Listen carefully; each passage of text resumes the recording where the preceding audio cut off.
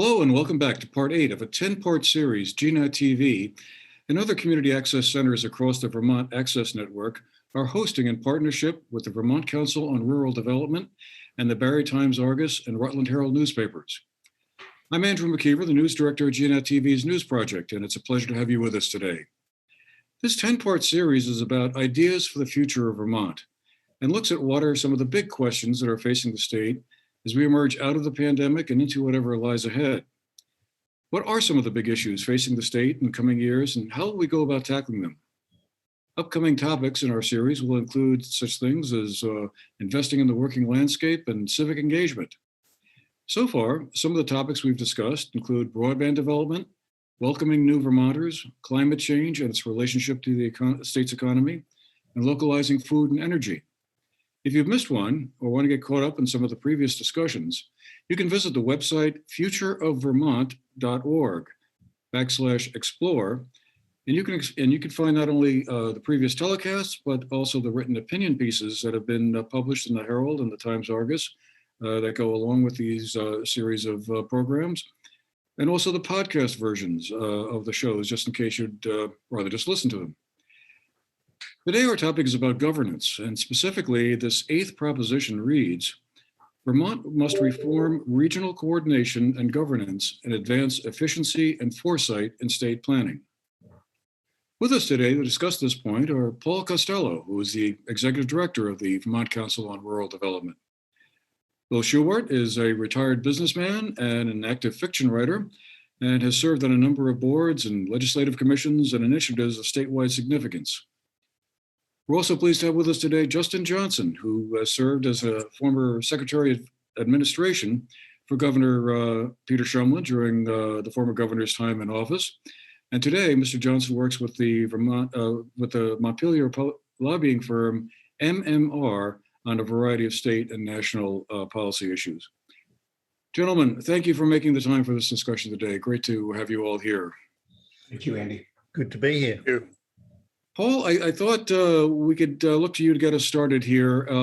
And as I was preparing for this discussion today, I came across this study or report that the Vermont Council on Rural Development put together back in 2006. Seems like a long time ago, in a way, where you talked about planning and regional coordination, the very topic we're discussing today.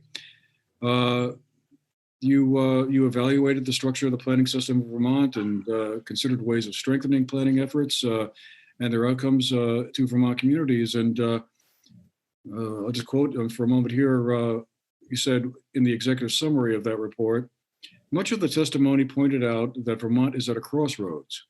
While Vermont has made significant progress in the development and implementation of plans, and many planners at all levels of government throughout Vermont are doing excellent work, the system is challenged by gaps in communication, collaboration, and implementation, and the promise of the system and the law is only partially fulfilled.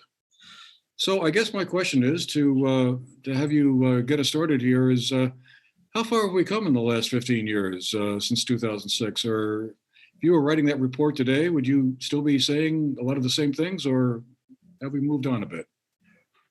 Great question, Andrew. I don't think we've come a long way. I think that the strengths of the system and the strengths of the people who are working in our regional planning and our local planning offices and the agency plans that are developed are all strong, but nobody's adding them up.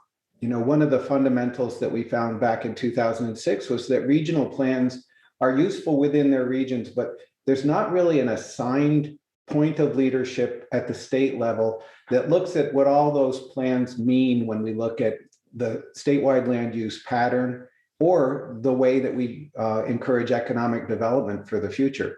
So there's some disconnect there. It's interesting that the Council on Planning had that finding. Later, the Council on the Future of Vermont looked at this as an issue that was fundamental. And the legislature a few years ago set up a commission on government restructuring and operational reviews to look at efficiency in government, and it found the same issue. It's perennial. We're a state with a 2-year gubernatorial cycle, 2-year legislative cycle, 1-year budget cycle. And there's not any one place where people are responsible to looking 5 years, 10 years out at the future of our economy and the future of economic development. And part of the strength of democracy is that there are a lot of people engaged collectively in building plans and advancing plans locally and regionally. These are people who come through democratic process and are empowered by that. But we're missing something when we don't add up those plans, especially in times like these where we need to think in a more concerted way, as we have to respond to COVID, as we should be when we think about climate change and other sort of broad sectoral issues that are bigger than you can handle at the local or regional level. The other side is there's been a long dialogue, and the Council on the Future of Vermont noted this, and talking to Secretary Johnson, we years ago had some conversations around the delivery system for state services. Some people say Vermont is the most centralized state in the country because there's the 251 towns and then there's the state. And so either the state's making decisions or the towns are, but the towns are in effect legally, they're subject to the state. And then we have regional planning commissions and regional development corporations and waste districts and police and fire districts. And we historically, as a state, have added up more and more districts. Back probably 20 years ago, John, excuse me, help me out, guys. John McClary and his partners put together the Vermont Papers that looked at the overlay of these service territories, which when you look at a map of Vermont with all the territories overlaid, you see black. It's like such a dense spider web, you can hardly see through it because the historical accretion of services hasn't corresponded to rational delivery areas for co-location, for convenience of the customer. And how do we look at that as a big issue? So what the proposition really says, we should look at these two issues together, coordinated planning and the evolution towards more rationalized delivery of regional services. It's a lot. Well, Bill, Justin, I'd like to hear you weigh in on this as well. Who wants to go first? Justin, you look like you want to go first. Sure. So, and I'll just say, I'm a relative newcomer to the state. I've only been here since the mid-90s. And it still feels like I'm a relative newcomer. And I was pretty surprised when I first got here at this sort of mixed web of an overlay of different government organizations and their size and that sort of thing. And I've spent certainly my time in government and even since, sort of trying to nut out in my mind how this happened. How did we end up here? And I think in part, it's almost as though we are in a really slow transition from something from a long time ago to something we haven't quite got to yet. It's like we're holding on as tight as we can to this really small town, locally controlled, individual sort of notion of little towns doing their thing. And yet we're doing that in a global economy where we need to be more nimble. We need to lower our, for want of a better term, our transactional cost in government in particular. And it's because that cost really shows up for people. And, as I said, I haven't been here forever, but I think you can trace it all the way back to, the original implementation of Act 250, I think in the early 70s. And for those folks who remember that, my understanding is there was at the time a lot of conversation about a companion sort of statewide planning law that would go along with it. So you had the Act 250 and then you had this planning proposal. And of course, in true Vermont fashion, we did one part of it and then we didn't do the other. We were going to work on that. And we're still working on that. And so you still have, even though you have the Act 250 overlay as an example, you have a ton of towns that have no zoning. And so that's just one example of the challenge. But, as I said, I was shocked. I mean, I came here from Australia, just as an example. It is the size of the continental US. It has the population of New York State. It has 7 police forces, 6 school districts, and 6 states, and 1 district, just as an example. And so I think at the heart of this conversation, we've got to get to the transactional cost of government, and very much tied to that. And what we shouldn't forget is that people's desire to have control over the decisions in their lives is sort of fighting against, I think, some of the efficiency we're looking for. All right, Bill, your turn. Well, I would agree with a lot of what Justin has said. I often get asked if I'm a native Vermonter, and I say, well, you mean Abnaki? And that immediately gets me off on the wrong foot in any conversation. But I grew up in Morrisville and lived here since 1947. And the whole fantasy of local control and the dynamic tension between communities and state has existed for as long as I've been, conscious of political activity. It's never been fully resolved. I've seen, top-down initiatives like Act 250 succeed. The billboard law, that succeeded and people bought into it. And I've seen, other top-down initiatives like school consolidation and so on create a firestorm, especially at the community level. In fact, there's a lot going on right now about, what's the relationship between public education and childcare? Why are we building childcare facilities and shutting down local schools? And that discussion is absolutely polarized between state and local, citizens. And, it's a real issue. To me, the problem distills down to really 3 areas. And Paul mentioned some of them. One is we have a 1-year budget planning process. Does anyone know of a $7 or $8 billion enterprise that has a 1-year budget planning process? I mean, it defies reason. We also have no strategic planning and haven't had any since Governor Dick Snelling was there, and the strategic planning was taken out for, I guess, cost-saving reasons. Again, I would ask, can you imagine a $7 or $8 billion enterprise that doesn't do strategic planning? And the other sort of macro issue that I would put out there is the lack of leadership, which I tie very deeply to the 2-year term.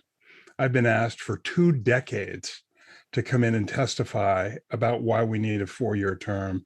And I won't repeat all the arguments because they're at this point cliches, but we cling to this idea of a 1-year budget cycle and a 2-year term of governance. And we don't want to spend money on strategic planning. But we're very happy to go out and hire consultants on the West Coast for $300,000 or $400,000. When I chaired the Blue Ribbon Tax Commission, we hired a consultant from California who happened to be terrific. But I've seen other legislative initiatives where the consultant, frankly, from everything I've read, was kind of a waste of money, was sort of off-the-shelf solutions. The other thing that's really complicated in Vermont, and Heinsberg, the town I live in, is right next to Charlotte. And, I see Charlotte going through this. Charlotte's the wealthiest town in Vermont. I always would have assumed it was Stowe or Woodstock or Manchester. It's actually Charlotte. And it's a town divided. And it's divided along the lines of wealth.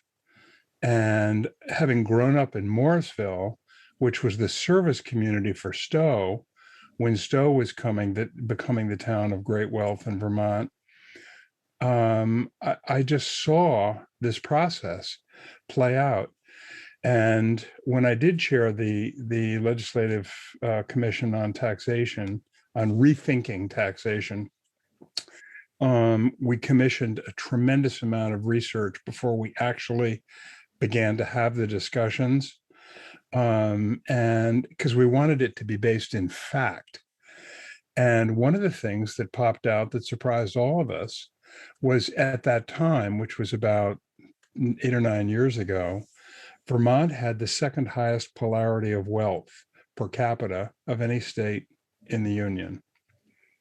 And that's not a bad thing. It's not a reason to be upset or be worried. But as I've often said, I worry in our discussions, or lack thereof, that the polarization that we all assume is liberal conservative, and I would argue that it's not, that there are a lot of places in liberal and conservative areas where people can agree if that's the discussion.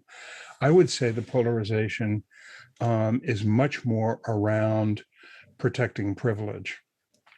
And protecting privilege can be my right to have a gun, or my right to have a trailer park, or my right to, whatever. So those are sort of the macro issues. I think the issue of planning and execution really does come down to leadership. One of the mistakes that we consistently make is our understanding of leadership is that it involves absolute unanimity and agreement. We have a tendency in Vermont not to do anything until every last person has signed off on it.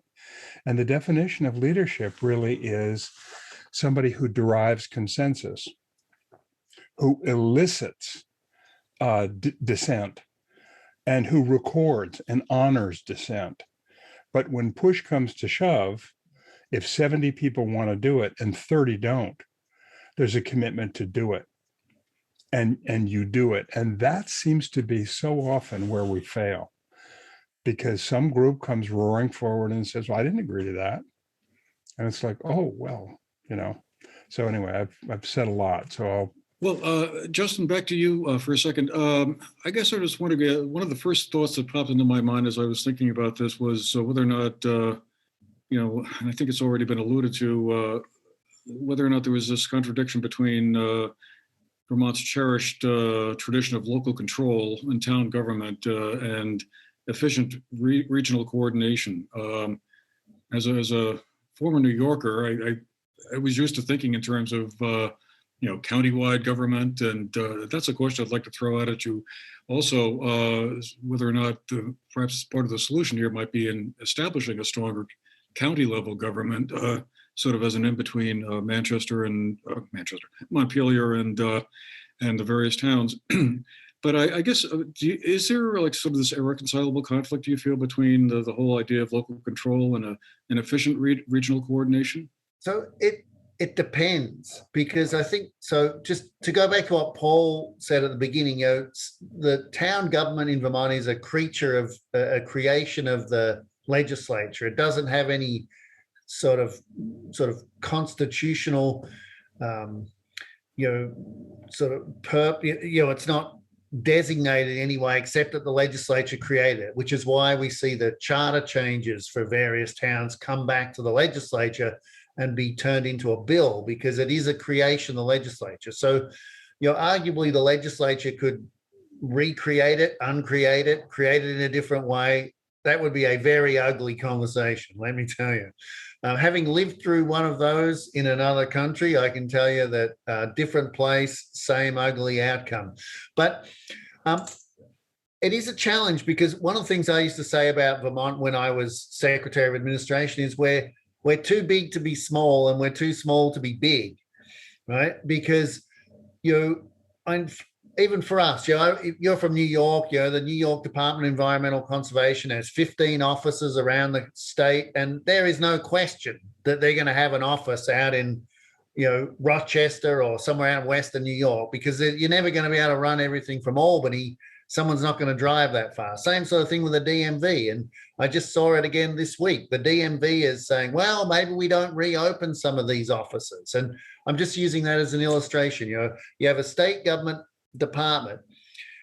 Does it have regional offices? How many does it have? How big are they? Where are they? Well, gee, it's only 2 hours from, well, you can't get there from here to go east to west half the time. And, it's a long way north to south, but it's not that long. It's like, well, maybe we could save a bunch of money and not have this office. And then that leads to the conversation. Everything's being concentrated in Montpelier. So I think, the upshot of all that is, if I was king for a day, I think that I would keep I think the municipal services, the things that are done at the municipal level, sort of municipal roads, even trash to a point where it's done at the municipal level, municipal ordinances around dog parks and all those sorts of things absolutely should be at the municipal level.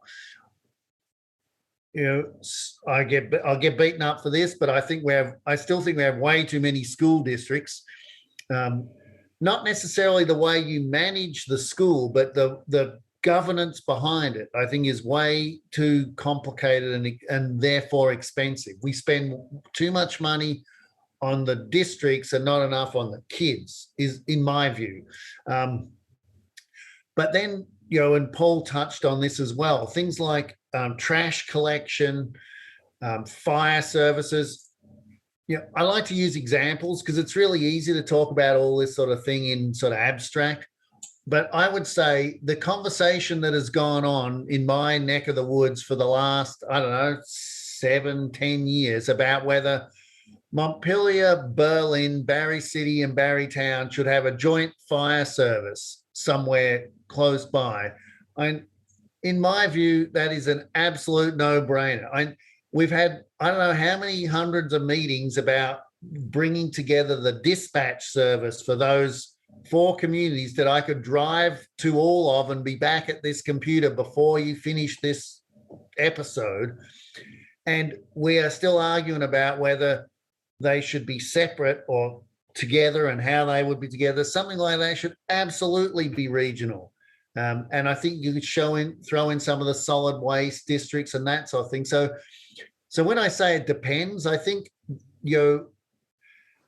the sort of the things you would have to put aside to have the conversation or work through what should be local and what should be regional and what state, the step you have to take to get there is really the step that's been holding us back from any number of these conversations for years.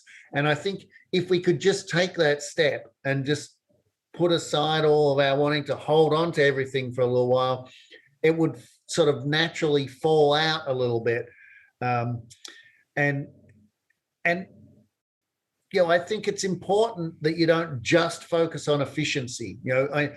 Government is not private industry. It's not set up to be that. It can use some principles from private industry. The sort of the desire to be efficient in your transactional cost, as I call it, in private industry is something that government could learn a lot from. But that does not mean that that's what you are. I mean, it would be a disaster to run government like a business, but the principles do hold true. And I think that we could do well to sort of learn a little bit from that and just step back from where we are, from our hold on everything. Yeah, and I think that starts with discussion, dialogue, conversation about what works, democratic process, and that can come from the ground up.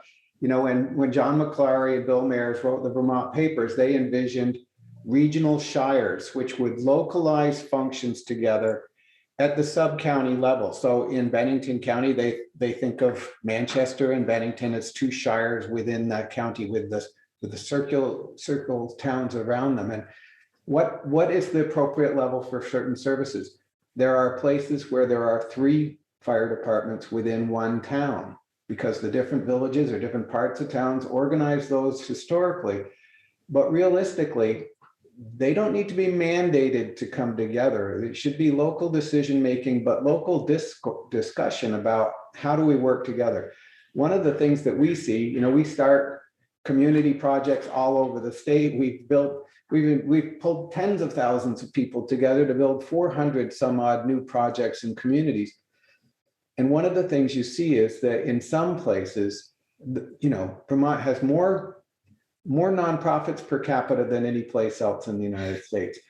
Then we have all these local boards. So in one town, you have leaders that might be on the select board. They may also be on the cemetery commission. They may also be on the waste district commission and the regional planning district. And we need to broaden inclusion for more people in leadership, for more diversity in leadership, for more youth in leadership, all that.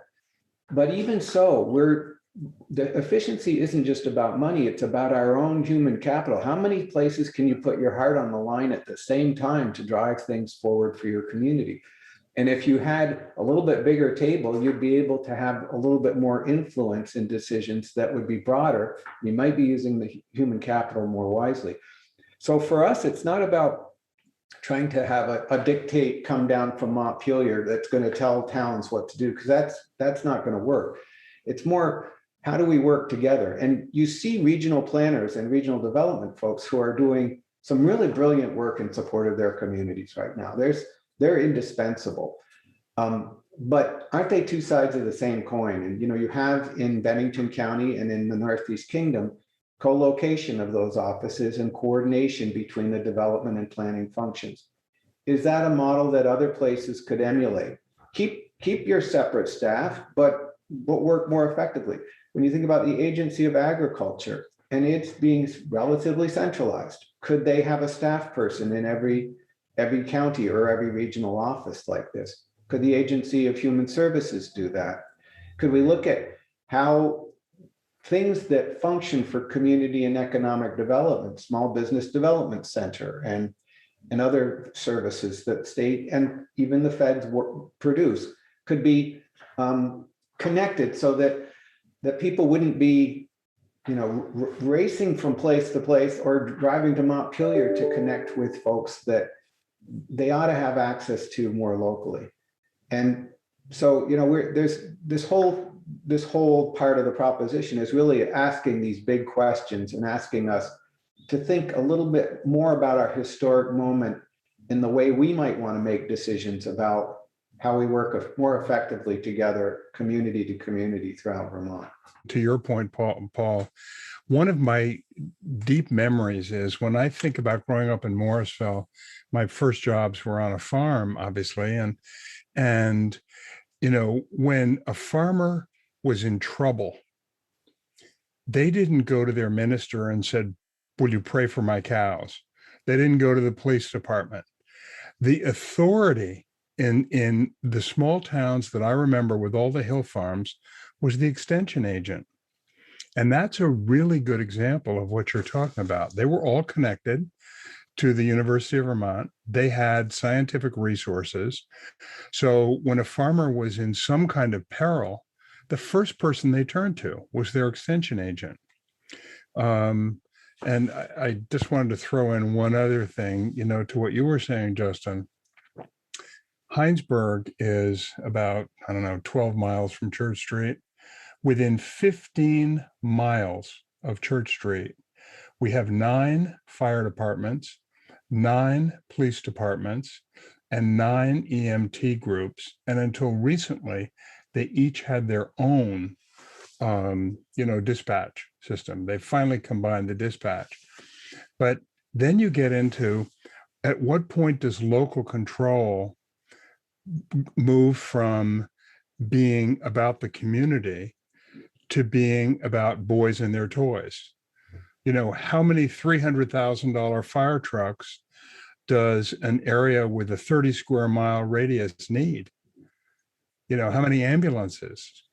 And again, those are the questions we have to be asking.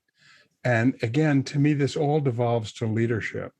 I don't hear leaders coming out and saying, wait a second, let's look realistically. What can we afford? What can we do more efficiently? And I noticed that I don't know if it's a secretary or cabinet level position, but the head of government efficiency in Vermont is stepping down. And I've only served on one business board all my life, and the woman who ran it was Vermont Smoke and Cure. She was a professional optimizer. And I didn't really know what that was, but her job was to come in, look at every single process, every person, all the infrastructure, and say, we can do this better. We can produce a better product. We can produce more profit. We can take care of our employees and our markets. And here's what we need to do. And I thought to myself, is that what the government efficiency person is supposed to do? And do they just have an office and a desk? Do they have a budget? Do they have any authority? But I mean, that feels to me like something we could really look at. But we have this tendency in Vermont to say, oh my gosh, every state in the union except Vermont has a head of creative economy. We'll put up $200,000. We'll get them a desk and an office, and we'll have a head of creative economy, or we'll have a head of efficiency. But we don't.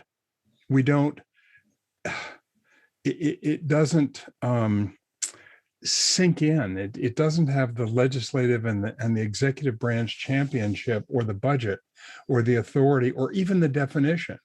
I was talking with a couple of business people, and I said, so what is this position of government efficiency? They said, never heard of it. So that's a great point. I think, that also goes back to leadership in a big way. And frankly, I think when it comes to government, it goes back to the 2-year term.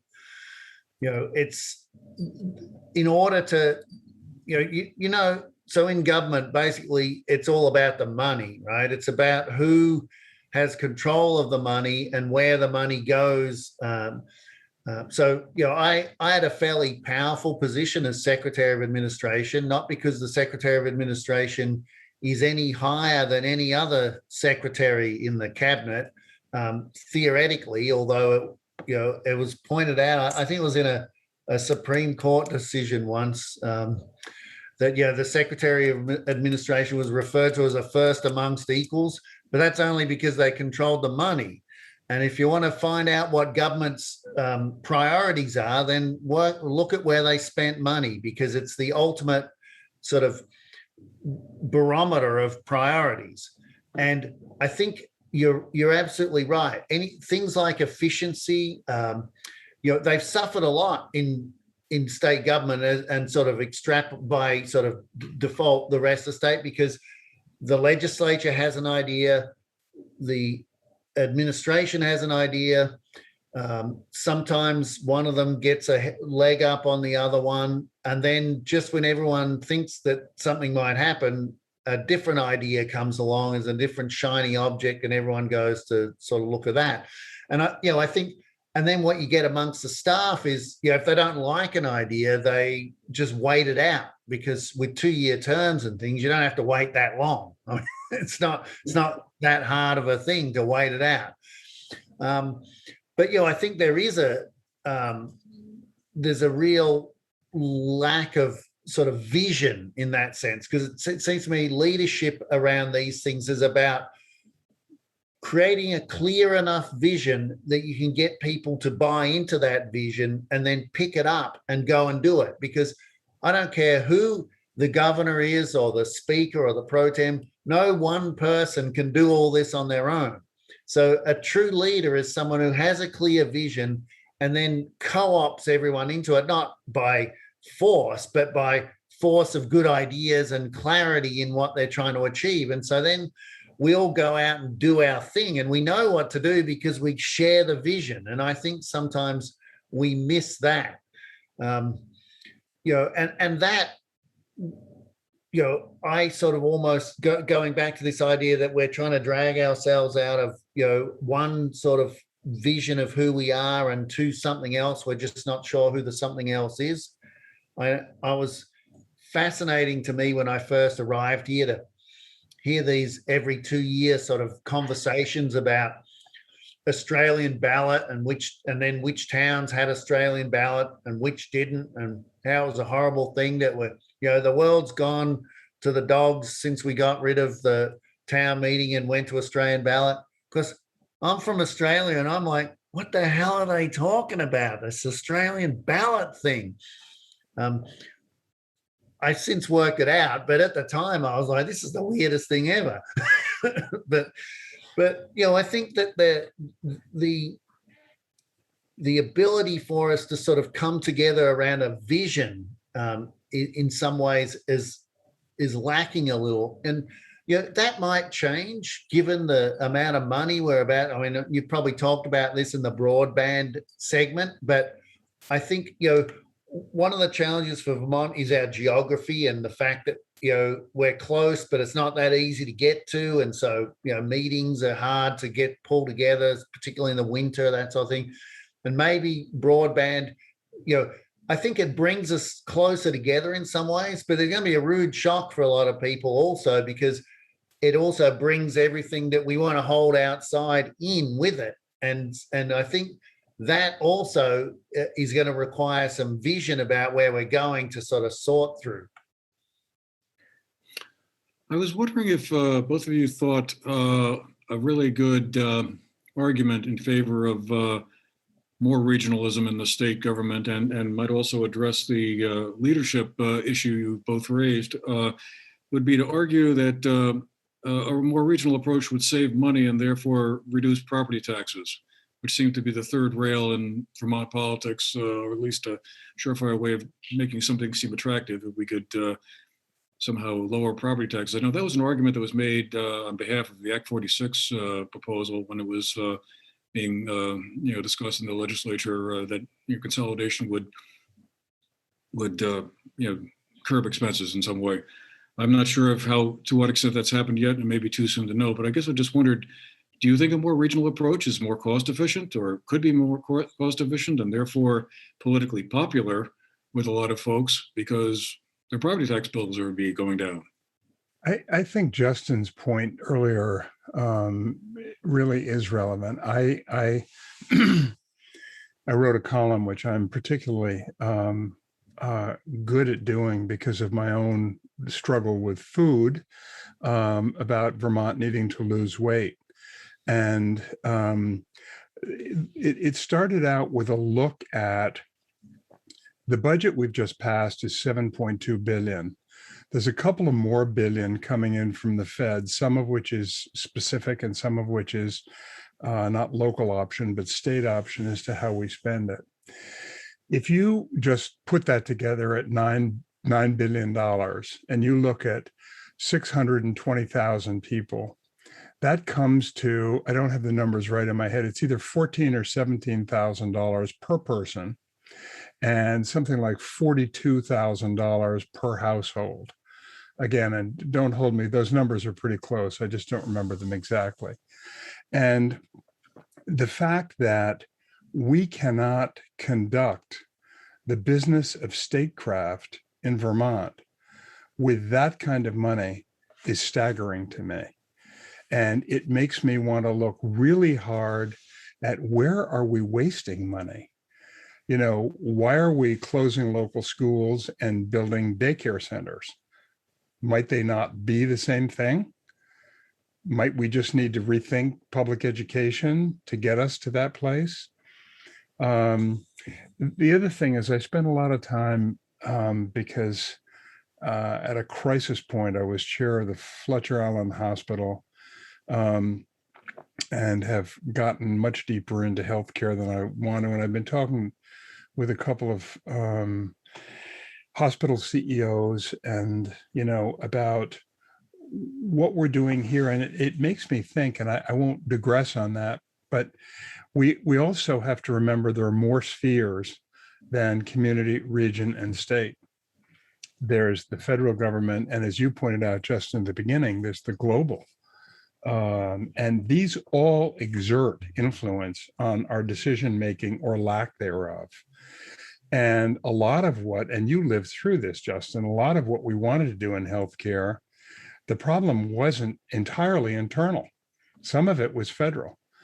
And, if you have a multi-payer system, Medicare, Medicaid, and so on and so forth, you can't just say, okay, we're going to do this.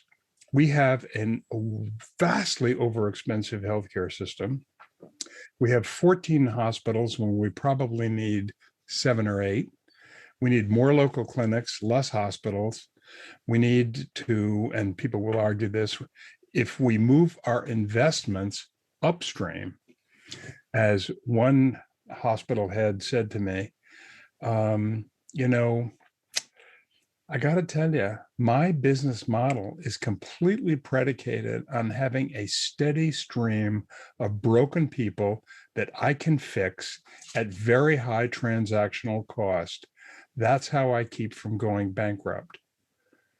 If you want to give me a capitated system, then I can move my investment upstream and I can focus on population health. Of course, I'll maintain the clinical practice and fix people who are broken. But my goal is to have less people broken. I'd like to come into the emergency room some night and find it empty. And, but again, until we understand and take a much larger view. I mean, my whole point in raising healthcare is that it's not just within Vermont. There we've got immense pressure from the federal government. We need waivers for everything we try. But I think over the years that I've thought about these things, like you all have, the one thing that makes clear logical sense to me is if we move our investments upstream, if we really move them from remediation and repair, like corrections, if you take that $160,000 and you invest that upstream to keep people out of corrections, mental health, our health system just looks at mental health as a black hole. Oh, we don't want to do that. That's way too complicated. But if we can move those investments upstream, we can cut our cost of repair and remediation. To me, that's just vital. So I think I think one of the biggest challenges we have when it comes to government and government efficiency and how our process around government works is, I think the number one thing you need in order to change that, to make meaningful change. Let's say we decide that we want to regionalize government a bit more. We're going to try and bring some of these things that spread across towns but aren't quite at the state level, bring them together. And I mean, I think we could propose that all day long. The biggest thing that's missing right now, and it's sort of a chicken and egg thing. It's a product of the lack of leadership, but Bill's piece about the outside forces plays here, because I think the other thing that's really missing in this moment is trust in government and the polarization around that. And that is something that, Vermonters have always had, I think, a healthy skepticism of government, but the straight up mistrust has been imported in recent years, right? It's coming at us fairly briskly, I would say. I think that the polarization in the conversation, to get back to your point, Paul, which I agree with, that ultimately the way to sort this out is to have dialogue around it. But the polarization in the public conversation is absolutely killer to this sort of effort to try and work. Because if I was to propose, in my grand plan where we have one school system in the state, it doesn't get off the ground just because someone will assume that I've got a sort of party political bent on one side, and then you're automatically against it. And I would argue that you can make pretty much any system work if you are prepared to work with the system. And you could make the best designed system a disaster if you sort of ignore the fundamental things about what you're trying to do, which is to, when you're in government, I think help people, be people focused and people centric, to do things at the least cost possible so that people can the old adage, keep more of their money and make their decisions about what they want to do with it. And there's any number of systems that can deliver that, and they can all do it either well or badly, depending on how the people within them act. And right now, I think we have a huge trust problem in even having the conversation, which is unfortunate. I agree with you. And I think, culture trumps strategy, trumps tactics. We don't have enough of a conversation about our culture and what we stand for together in terms of all these issues, everything from civility online to the discussion around what we need to do for our children to be successful in the future. We have the dialogue around the future of education that leads to Act 46. It's a little bit like legislators looking for their wife's wedding ring under the lamppost instead of in the forest where she lost it, because there's more light where the lamppost is. And they know more about governance and budgets than they do about the function, purpose, vision, and values for the future of education. How do we want our children to be able to participate in global opportunities online? How do we work cooperatively to give any child that wants to learn Chinese or French the opportunity in the state of Vermont? That's not an insurmountable thing. How do we help teachers be facilitators of children's experiences outside of a building and participating in vocational practice that helps them build a sense of direction in their lives? But we start on the wrong end. And because of that, lots of conversations turn tactical first. And when you think about the political process, it drives you into tactical disagreements, and you concentrate on the thing you disagree with. and with the 2-year cycle and 1-year budget, we spend a lot of time talking tactics, and secretaries of administration will say, I don't have time to think forward about what we're going to do in 5 years. I got to respond to this legislator today. I'm getting pushed.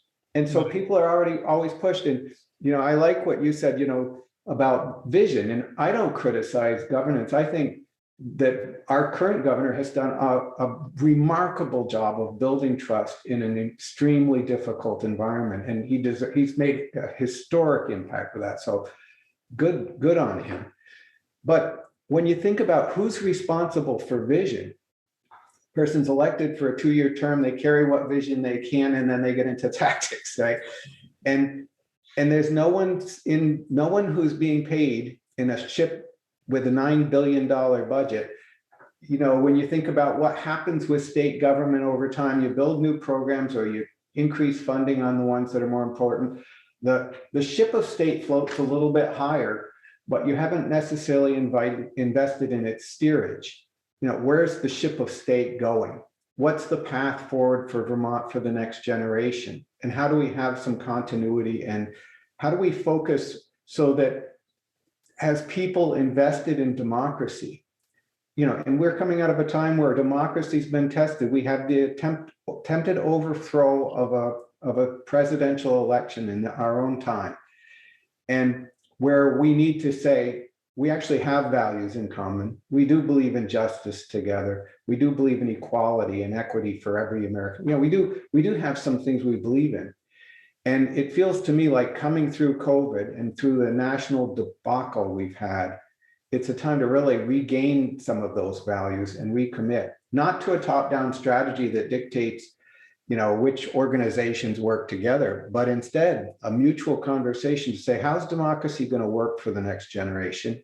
How are we going to work to improve the life of our communities in the most effective, efficient way we can? And that it's not just our moral responsibility to have that conversation, it's our civic duty. And it's part of what we need to do to redefine patriotism that includes everybody. I almost hate to use the word because it's so loaded as something that has divided us, when we need to say, yeah, I stand for Vermont, and that means for all of you, not just for my little clan. And when I think about the future of this country, I stand with you.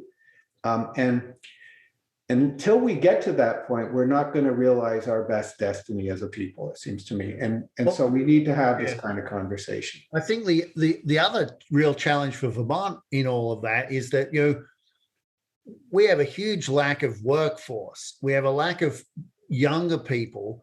And, I really commend the governor on coming out and saying, hey, when you guys at the federal level decide to reopen immigration, put us on the list. Mm-hmm. But keep in mind that is going to be a difficult thing for a state where you've got a group of people who don't want to let go of this picture they have, their Norman Rockwell picture of the world. And we're saying our best hope for the future, our best chance of actually having something, in the future is to bring in a bunch of outsiders.